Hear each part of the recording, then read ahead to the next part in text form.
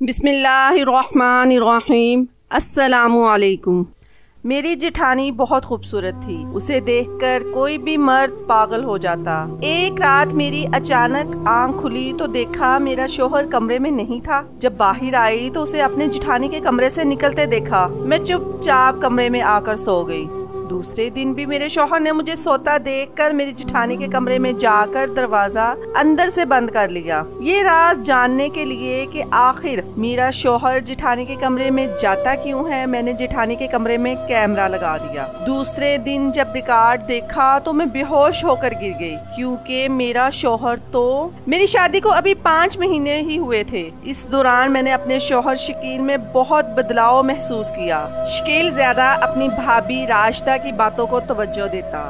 ये बात मुझे बुरी लगती थी। घर की छोटी छोटी मुश्किलों पर भी वो अपनी भाभी से बातें करता और मेरी बड़ी से बड़ी बात पर भी ध्यान न देता था। शुरू में तो मुझे लगा कि 10 साल पुरानी भाभी से लगाव तो देवर को होता ही है और बीवी के आ जाने के बाद ये लगाव कम हो जाता है, लेकिन शकील और उसकी भाभी के बीच का लगाव मुझे कभी कम होता नजर ही नहीं आया। अब तो मुझे ये लगने लगा था कि बात सिर्फ लगाव की नहीं है, दोनों के बीच इससे ज्यादा ही कुछ है। मेरी जेठानी थी बस ऐसी ही कि कोई भी मर्द उसे देखते ही उस पर फिदा हो जाए। मुझे उसकी इस खूबसूरती से डर लगता था। मुझे यकीन हो गया था कि मेरा शौहर शकील अपनी भाभी की खूबसूरती की वजह से इनसे दूरी नहीं बना पा रहा है। एक दिन सुबह जब मैं उठी तो देखा कि शकील अपनी भाभी के कमरे से निकल रहा था और मुझे देखते ही वो घबरा गया और सीधा कमरे में जाकर बाथरूम में घुस गया। मैं समझ गई थी कि सुबह सुबह शकील अपनी भाभी के साथ क्या करके बाथरूम में नहाने घुसा है। मैंने जोर से बाथरूम का दरवाजा पीटा और बोली, शकील तुम्हें इस औरत के साथ ही ये सब करना था तो मेरी जिंदगी क्यों बर्बाद की?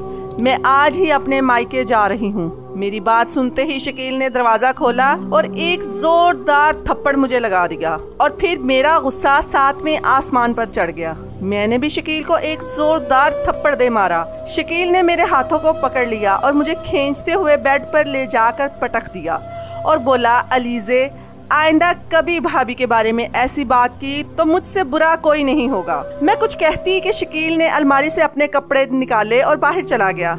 मैं बिस्तर पर पड़ी रही, लेकिन मेरी जेठानी मुझे देखने तक नहीं आई और शकील सुबह का नाश्ता किए बगैर ड्यूटी पर चला गया। 1 घंटे में मैंने भी अपना सामान पैक किया और अपने मायके के लिए निकल पड़ी। मेरी जेठानी ने पूछा कि कहाँ जा रही हो। मैंने उसकी बातों का कोई जवाब नहीं दिया। मेरा इस तरह घर छोड़कर जाने की खबर शकील को भी पता चल चुकी थी।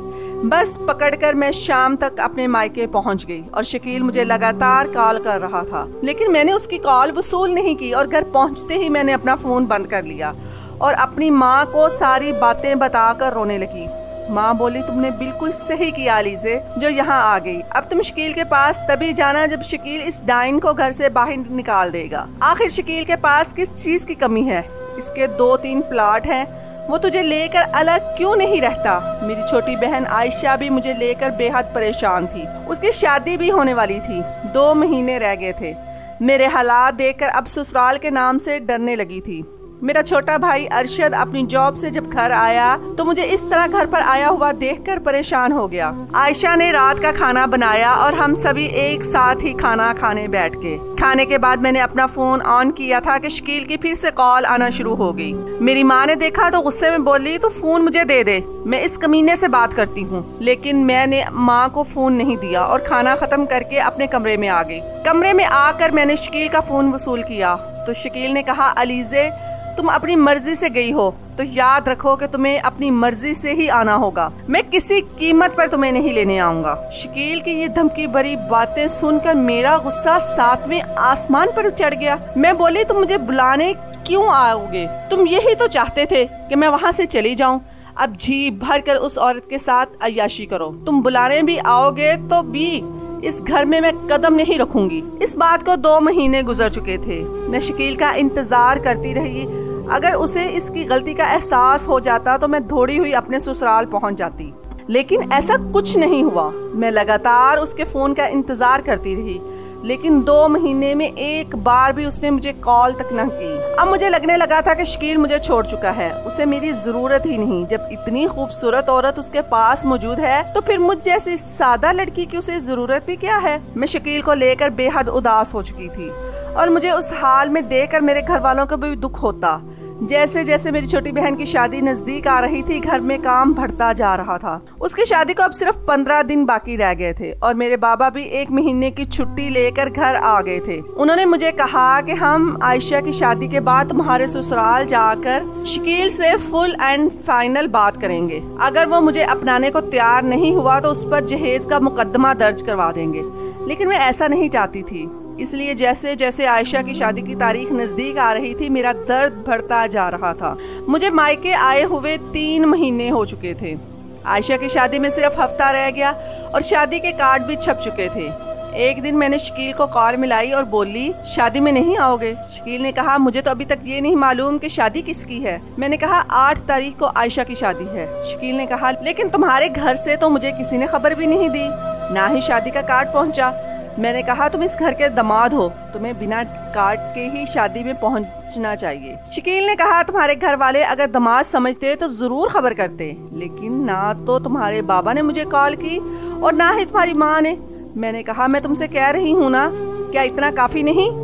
शकील ने कहा, ठीक है, मैं शादी वाले दिन पहुंच जाऊंगा। शादी की सुबह उठकर मैंने लाल रंग की मैक्सी पहन ली। ये मैक्सी मुझे शकील ने गिफ्ट दी थी, इसलिए ये मैक्सी सबसे ज्यादा पसंद थी। मुझे उम्मीद थी कि शकील दोपहर तक आ जाएगा और बारात के जाने के बाद उसे रात को यहीं रुकना पड़ेगा।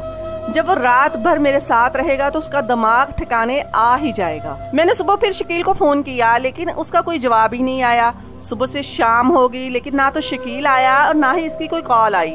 मैं बेहद मायूस हो गई। देर रात तक आयशा की खुशी खुशी रुखसती हो गई और मैं दुखों का पहाड़ सीने पर लिए अपनी माँ से लिपट कर रोने लगी। देखने वाले सोच रहे थे कि मैं आयशा की रुखसती में रो रही हूँ, लेकिन सच तो ये था कि मैं उस वक्त अपनी किस्मत पर रो रही थी। देर रात जागने के बावजूद अगली सुबह जल्दी उठ गई और मैंने अपनी माँ से कहा कि मैं आज ही अपने ससुराल चली जाऊंगी। मेरी इस बात पर मेरी माँ मुझसे बेहद नाराज हुई। बोली, जो आदमी तेरी बहन की शादी के लिए वक्त नहीं निकाल पाया, उसके पास तेरे लिए भी वक्त नहीं होगा। तू सब्र कर, तेरे बाबा पुलिस वाले हैं, इस शकील और इसके घर वालों को छोड़ेंगे नहीं। बाबा को ये बात पता चली तो वो भी बेहद नाराज हुए और उन्होंने मुझे जाने से सख्ती से रोक दिया। मैं दिन भर शकील को कॉल मिलाती रही, लेकिन उसका फोन भी स्विच ऑफ आ रहा था। रात को मायूस होकर बिस्तर पर जाकर सो गई। अब शकील की तरफ से कोई उम्मीद बची ही नहीं थी। मुझे पूरा यकीन हो गया कि जल्द ही मेरा और शकील का रिश्ता हमेशा के लिए खत्म हो जाएगा। लेकिन तभी अचानक मेरे फोन की घंटी बजी। शकील का ही फोन था। मैंने झट से फोन उठाया। उधर से शकील की आवाज आई और रोता हुआ बोला, अलीज़े, सब खत्म हो गया है। मैंने कहा, अभी कुछ खत्म नहीं हुआ।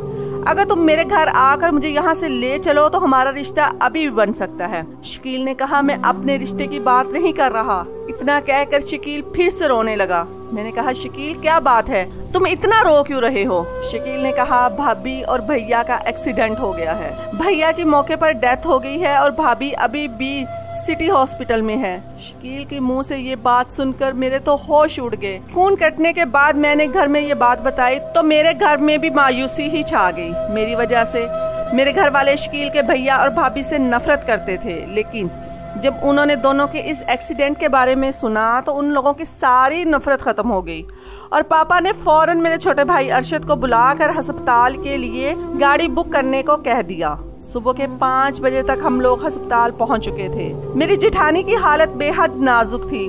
मेरी जेठानी को होश ही नहीं आ रहा था। तमाम तरह के इलाज करवाने के बाद हम लोग अलग अलग दरबारों में मन्नत के लिए जा रहे थे। 3 दिन पहले ही दोनों मियाँ बीवी इस्लामाबाद घूमने के लिए गए थे और वापसी में उनकी कार का एक्सीडेंट हो गया। मेरे जेठ तो मौके पर ही खत्म हो गए और कल उनका जनाजा पढ़ाकर दफना दिया, लेकिन जेठानी अभी भी कोमा में थी। कुछ दिन तक मेरी जेठानी का इलाज चलता रहा। मेरे घर वाले घर जा चुके थे। अब अस्पताल में मेरी जेठानी सिर्फ मेरे भरोसे से ही थी। शकील सुबह ड्यूटी पर चले जाते और रात को ड्यूटी से लौटते वक्त अस्पताल से होते हुए घर जाते।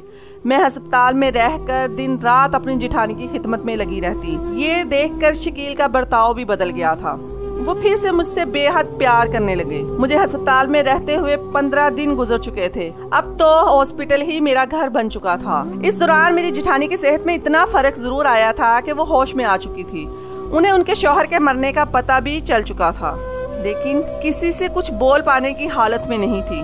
कुछ दिन बाद डॉक्टर्स ने इन्हें छुट्टी दे दी और मेरी जिठानी घर आ गई।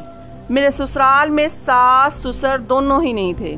मैं जब शादी करके आई थी तब घर में मेरे अलावा कुल 3 ही लोग थे, शकील और उसके भैया भाभी। मेरी जिठानी ही इस घर की मालकन थी।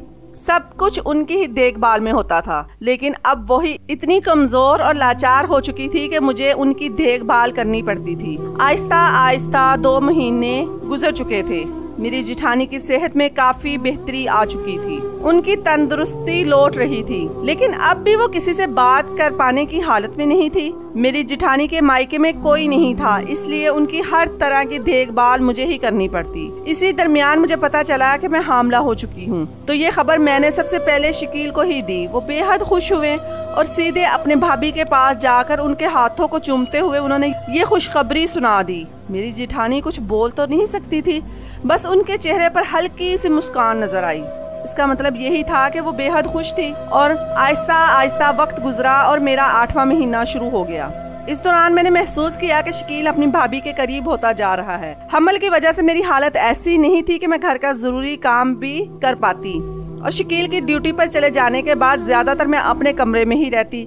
रात को शकील ड्यूटी से वापस आता तो मेरे लिए खाना और अपनी भाभी के लिए जूस लेकर आता। मैं खुद जाकर अपनी जेठानी को जूस पिलाती और अपने कमरे में आकर मैं और शकील खाना खाकर सो जाते। सुबह मैं देर से उठती, तब तक शकील नाश्ता तैयार कर चुका होता। मेरे साथ सुबह का नाश्ता करने के बाद वो तैयार होकर अपनी ड्यूटी के लिए निकल जाता। एक दिन पेट में दर्द होने की वजह से मेरी नींद जल्दी खुल गई और शकील को लगा कि मैं अभी नींद में हूँ, तो वो उठा और कमरे से बाहर निकला। मैं भी दबे पाँव उसके पीछे कमरे से बाहर निकल आई। मैंने देखा कि शकील सीधा अपने भाभी के कमरे में घुसा और अंदर से दरवाजा बंद कर लिया। मैं शकील की इस हरकत से बेहद हैरान थी। मैं काफी देर खड़ी रही और फिर चुपचाप जाकर अपनी जगह लेट गई। 30 मिनट बाद शकील कमरे में आकर मेरे पास लेट गया। मैं शकील की इस आदत को समझ नहीं पा रही थी और वो पहले भी ऐसा करता था। तब मेरी जेठानी एकदम तंदुरुस्त थी, लेकिन अब तो किसी अपाहज की तरह बिस्तर पर पड़ी थी। फिर शकील कमरा बंद करके उसके साथ क्या करता है? कहीं ऐसा तो नहीं कि भाभी पूरी तरह ठीक हो गई हो और बीमार होने का नाटक कर रही हो कि मेरी नजरों में दोनों की हकीकत छुपी रहे। अपाहज होने की आड़ में देवर भाभी का रोमांस चल रहा था और मुझे खबर तक नहीं लगी।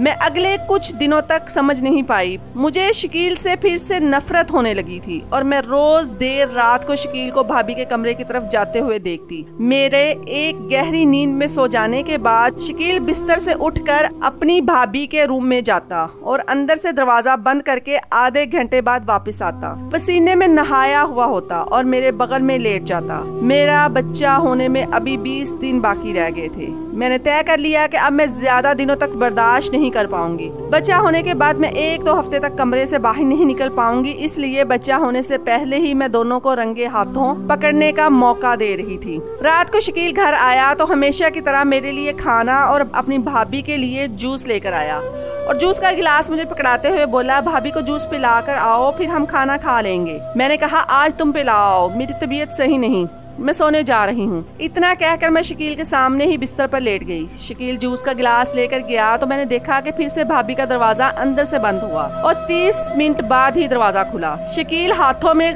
खाली गिलास लिए कमरे की तरफ आता देखकर मुझे झट से बिस्तर पर लेट गया। कमरे में आते ही शकील ने कहा, तुम अभी तक लेटी हुई हो, उठो थोड़ा सा खाना खा लो। मैंने कहा, मुझे भूख नहीं है। मेरी भूख तो मर चुकी थी, लेकिन मेरे पेट में जो बच्चा पल रहा था मुझे उसके लिए खाना पड़ना था। शकील ने कहा, मैंने कल ऑफिस से छुट्टी ले ली है क्योंकि कल भाभी को अस्पताल ले जाना है, उनकी तबीयत फिर से बिगड़ रही है। मैंने कहा, ठीक है, आप कितने बजे अस्पताल के लिए निकलेंगे? शकील ने कहा, मैं सुबह जल्दी ही निकल जाऊंगा, कल भाभी के कई टेस्ट होने हैं, इसलिए मुझे आने में देर हो जाएगी। खाना खाने के बाद शकील जल्दी सो गया, लेकिन मैं रात भर जागती रही। मेरी नींद गायब हो चुकी थी। मैं तो बस सुबह होने का इंतजार कर रही थी। सुबह उठकर शकील ने नाश्ता बनाया और मेरे साथ नाश्ता करने के बाद अपनी भाभी को गाड़ी में बिठाकर अस्पताल के लिए निकल गया। शकील के जाते ही मैं मार्केट गई और वहां से एक छोटा कैमरा खरीद लाई और उस कैमरे को मैंने अपनी जेठानी के कमरे में ऐसी जगह फिट कर दिया जहाँ से उनका पूरा कमरा कवर हो रहा था। इस कैमरे को मैंने अपने मोबाइल से कनेक्ट कर दिया और मुझे ये सब करते हुए दोपहर के 3 बज चुके थे कि तभी शकील की कॉल आई कि वो अस्पताल से वापस आ रहा है। मैं अपने आज के काम से बेहद खुश थी। कल तक मेरे पास सबूत होगा जिसके सहारे शकील और उसकी भाभी की असलियत मेरे सामने आ जाएगी। शकील अपनी भाभी को लेकर अस्पताल से आ गया और भाभी को कमरे में बेड पर लटाकर मेरे कमरे में आ गया और फिर उसने अपनी भाभी की सारी दवाइयां मुझे पकड़ा दी और कौन सी दवाइयां कब खानी है मुझे ये समझाने लगा। इस दौरान उसकी फिक्र देखकर मुझे तो ऐसा लग रहा था जैसे राशिदा उसकी भाभी नहीं बल्कि बीवी हो। रात को शकील खुद ही अपनी भाभी के कमरे में जूस और दवाइयां लेकर गया और आधे घंटे में वापस लौट कर आया।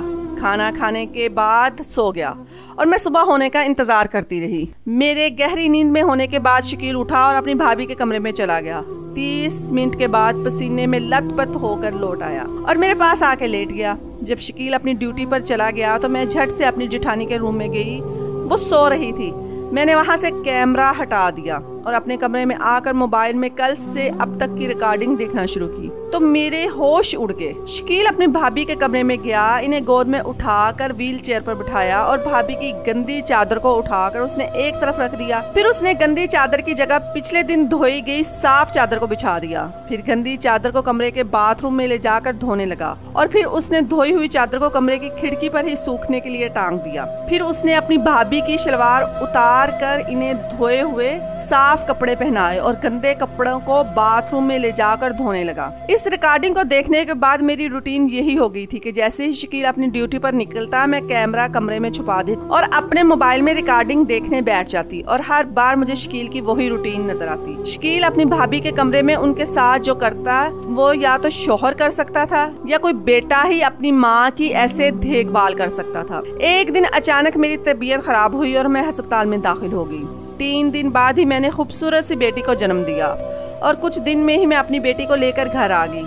इस दौरान मेरी देखभाल के लिए मेरी माँ मेरे ससुराल आ गई थी। एक दिन मैंने अपनी माँ को शकील और उसकी भाभी वाली वीडियो दिखाई तो उसने अपने माथे पर हाथ रख लिया और मुझसे बोली, तुम बहुत नादान हो, ये देवर भाभी वाला प्यार नहीं बल्कि कोई शौहर ही ऐसे कर सकता है। मैं तो आज ही घर के लिए निकल रही थी, कुछ दिनों बाद तुम भी आ जाना, मैं तुझे अब और नहीं रहने दूंगी। जिस दिन मेरी बेटी 1 महीने की हुई मेरी जेठानी की तबीयत बिगड़ गई और अगले दिन अस्पताल में उनकी मौत हो गई।